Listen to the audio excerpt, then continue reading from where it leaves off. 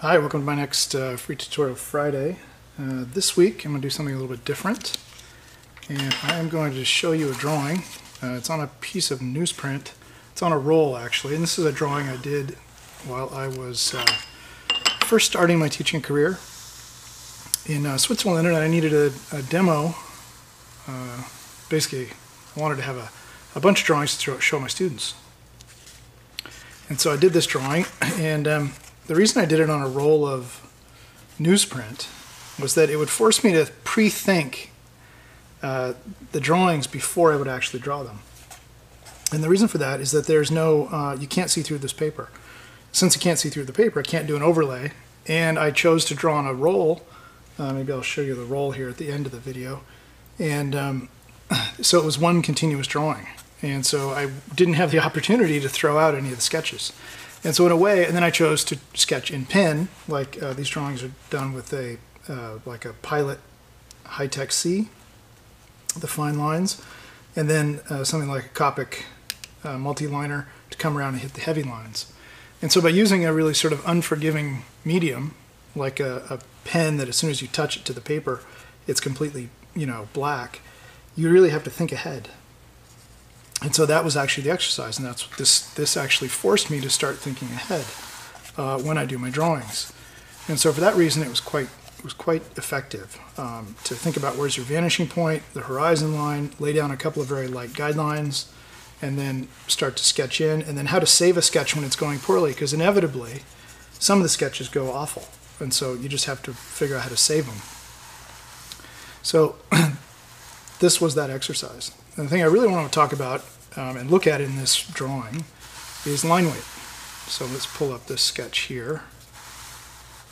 So when I look at this sketch, you'll notice that there's quite a bit of variety to the line weight. And it's very, very thick here in the foreground. It gets lighter and lighter. And then the far side wing is almost untouched. And the reason for that is that we have what's called atmospheric perspective, and we look at the natural world. And when there's a lot of atmosphere between us and an object, it diminishes the contrast between the foreground and the background. So things that are far away are lower in contrast. So not as bright and not as dark. Over here, they're much more the opposite.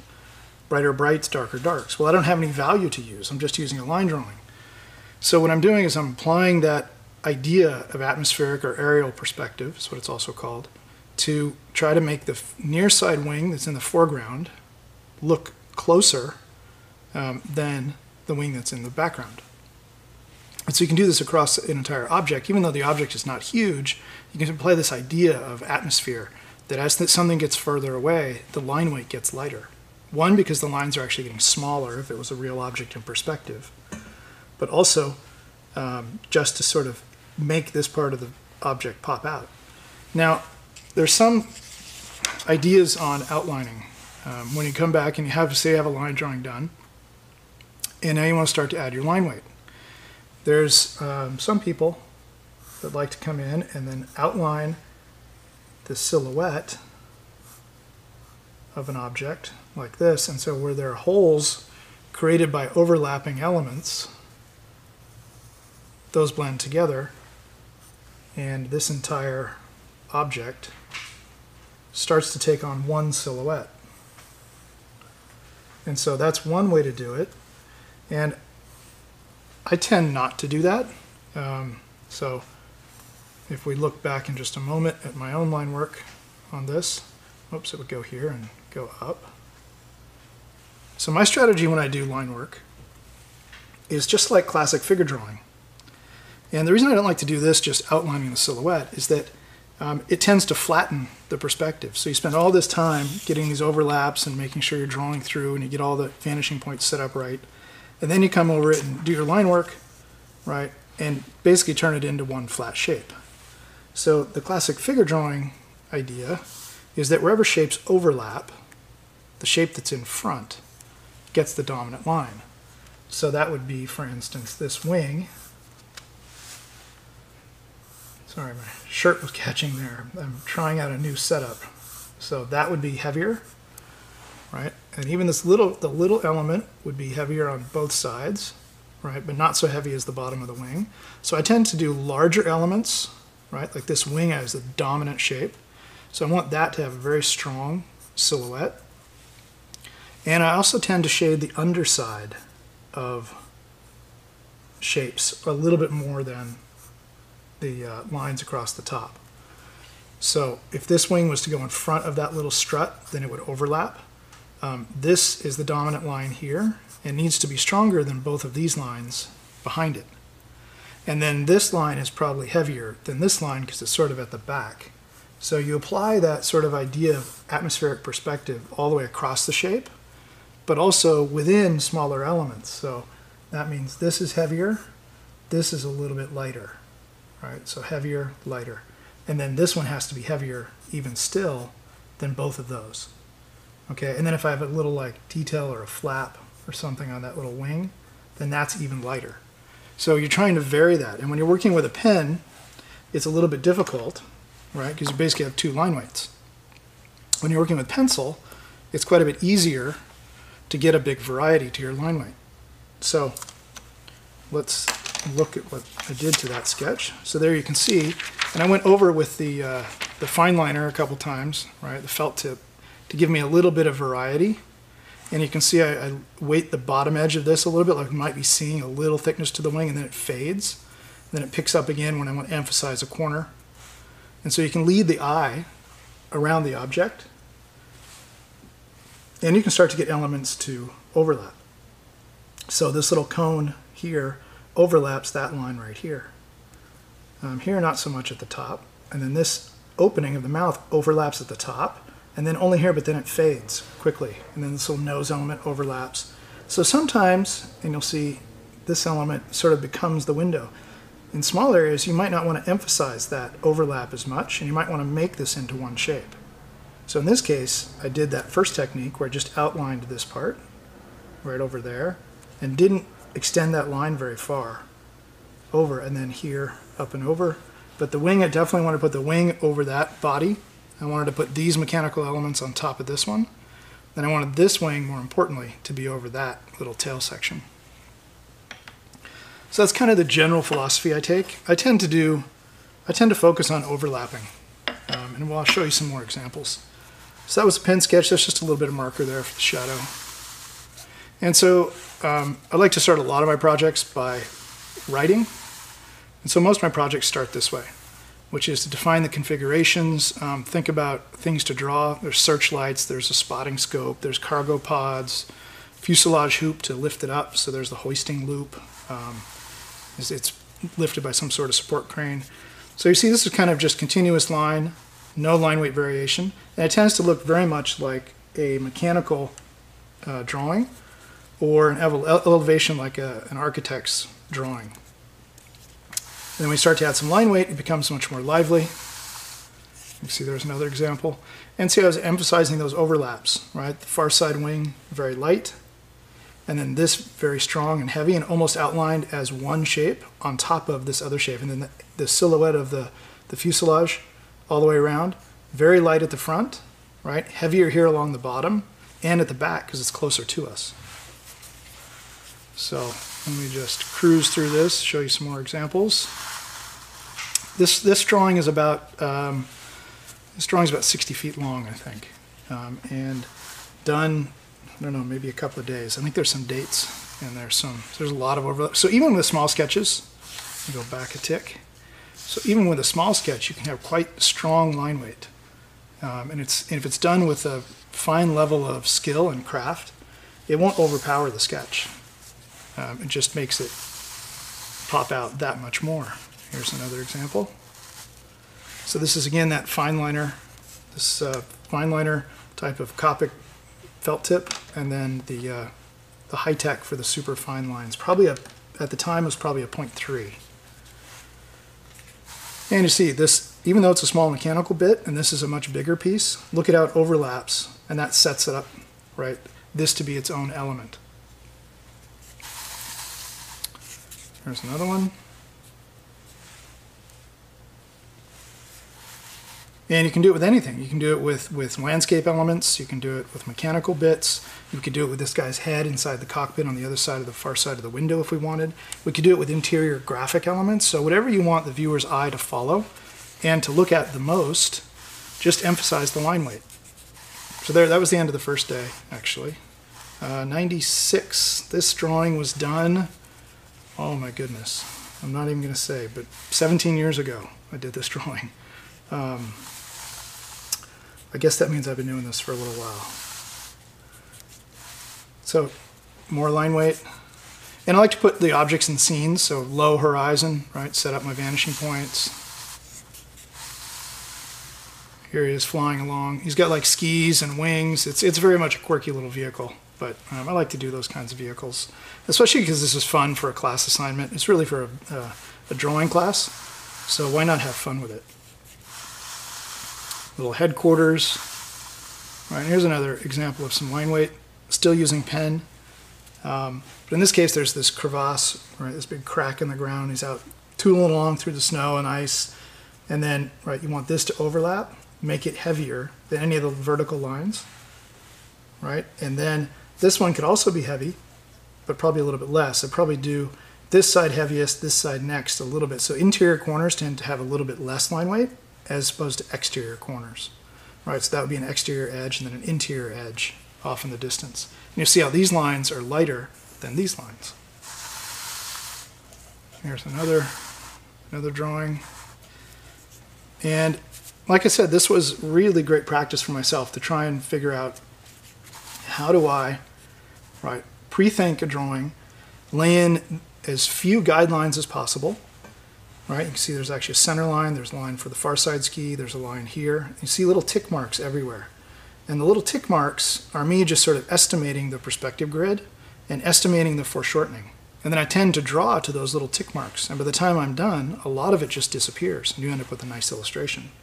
So there's an overlap of the tread over that cutout, and then this edge overlaps the tread.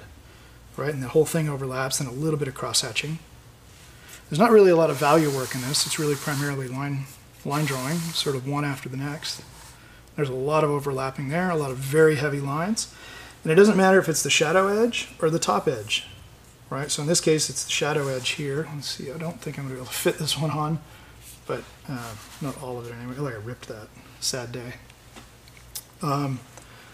So little elements like this little mechanical bit right here, this little strut, I tend not to put double lines that were this heavy, right? Even though it's overlapping this part of the wing and tail and the fuselage.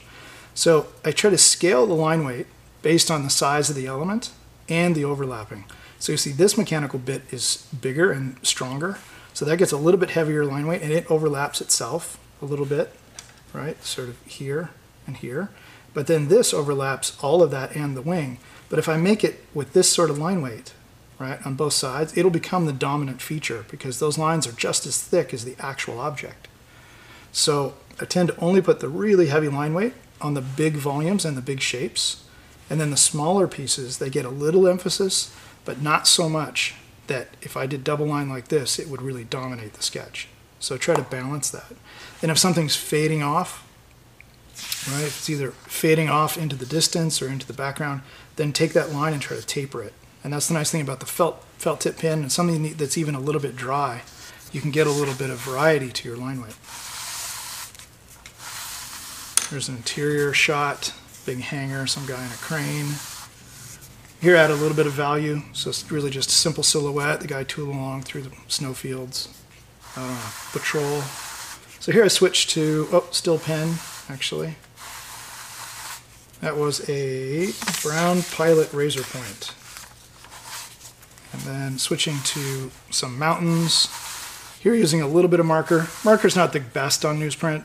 I'm not going to talk much about value in this little tutorial. So more line weight, switch to Tuscan red Prismacolor. There's another. All right, so now we're getting into some of the details. And you can see again, the line weight strategy. Here's the big cutout at the back of the fuselage. So that's the heavier line. That overlaps this element. And then these little guys, we can see the little wall thickness through there. So that gets a little bit heavier. And then these guys get emphasized because they're overlapping this cone shape inside that engine. And so I really wanted to see this serrated, right, stepping of those teeth around. So I really went back out and just hit each one of those with a little bit heavier line weight. And here the line weight's acting actually like the wall thickness of the material itself. Right, and you can even see, I hope you can see on the video, some very light section lines through here.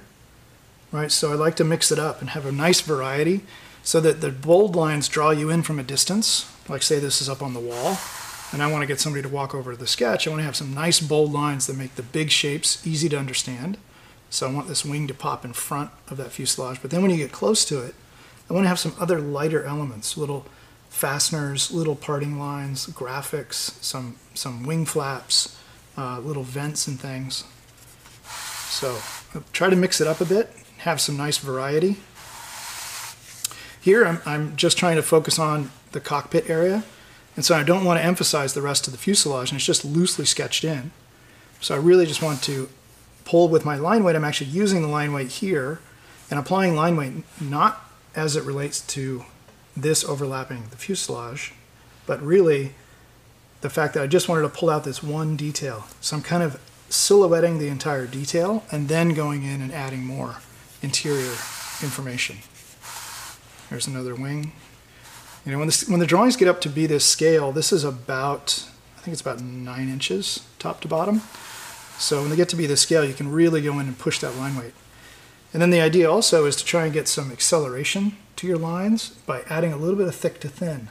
So here it's a little bit thicker at the nose, and I really see this as a strong point of emphasis and a focal point for this line drawing. So I really want to emphasize my line weight and then snap it away, right, and away, and let it fade, and then hit it here again. I see this as another transition point, right? So I really want to emphasize those transition areas. So go heavy there. It's kind of a resting spot for your eye, and then accelerate quicker up and over the canopy, and then getting a little bit darker into that area. Same here on the wing, so a little bit of a snap here, right at that point, nice and dark, and then lighter, fading away, and then lighter, and then pick up again at this point here. And I want to sort of connect your eye from here to here with these heavy line weights. There's another one. See a big overlap here of that nose section over that intake. Switched it up here to indigo blue. Started adding some bit of sky and clouds, but the marker really is not that friendly with the newsprint, so it sort of just sucks your markers dry, so I tended not to use that much. I think we're getting there. I think it's about 3 days. There's another date. I didn't check the date at the beginning, but each arrow is 1 day. So if you see them go by, yeah, down there in the frame. Again, more overlaps. This, right, really wanted to emphasize the overall silhouette. So I didn't really overlap this one so much on top of the cone, but I did the chin area here overlap. So you see the far side ski very light, the fuselage, which sits in between the skis, a little heavier, and then the near side ski very heavy, with a nice thick to thin to emphasize that and make your eye move across those surfaces and those shapes. So a little bit of environment, a little 3-point perspective, another patrol vehicle down below through this bridge. You can see down to another ice field. Looks like a chicken. I was called chickadee because it's very chicken-like. More overlapping. Right, nice variety. Got some graphics, some very light line weight. My interior corners are quite light, but the exteriors and the overlapping is quite dark. And you'll see far side ski lighter than near side ski. And a lot of times with symmetrical objects, you know, everybody understands that that's the symmetrical version of this. You don't really have to go in and spend much time drawing out a perfectly symmetrical version because people get it. I think, let's zoom ahead here. There's another one. This thing has wings, obviously. It flies, it skis, it's got treads on it, so it's kind of a flying snowmobile, I guess. There's a lot of heavy line weight there. This was a really fun drawing to do, and I thought I was going to be done, and then so I stopped there, and then I decided, oh, I'm going to continue and do one more day. So I did some details. So some nose bits and pieces. All right, so the last few drawings on this roll. This was a really fun drawing for me to do. This whole roll was quite a good learning experience. One, I needed examples for my students, but more importantly, I really wanted to test myself and force myself to think before I would draw. And I think more than at any time in my drawing career, this is when I learned and developed a nice sense of draftsmanship. Because it's like all the drawings in here are freehand. But what I learned was to draw very lightly at the beginning, because while I was investigating shapes, right, I didn't want to, if I go too dark, then I would have committed to them. And if I didn't like them, I was stuck, right? And it was on a roll, so I couldn't very well, start over. And so having that pressure, and then I couldn't do an overlay, right? So I couldn't do a sketch. It's probably not the smartest design medium to use, right? Not being able to do an overlay, not being able to see through the paper, not being able to start and stop on individual sheets. That's a much smarter design process. But this was about learning to draw. And so in learning to develop my draftsmanship and to think ahead and try to pre-visualize shapes before I would draw them, and then learn how to save a drawing when it's going poorly, and also to think about how can I draw efficiently, right? So some call outs and some notes and taking off the wings now, and taking off the tread and taking off the skis.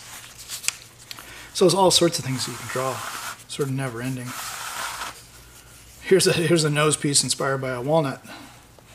Odd shapes, but there's an example of the same sort of line work applied to something organic or more organic, and see all the overlaps. And wherever they're fading into a surface here where I can see the entire surface, that's where my line must fade by the time I get here. So heavy, heavy, and then when it goes to the inside, fade. Heavy here and then fade. Then heavy here and fade. So, and then heavier here, but then fading. So I want those to be more subtle, a lighter line. So you can really control the viewer's eye, and you can control how they interpret the forms by changing your line weight. So that's the end of this roll, and I do have another one I'll share someday maybe. So I hope you enjoyed that. Have a great week.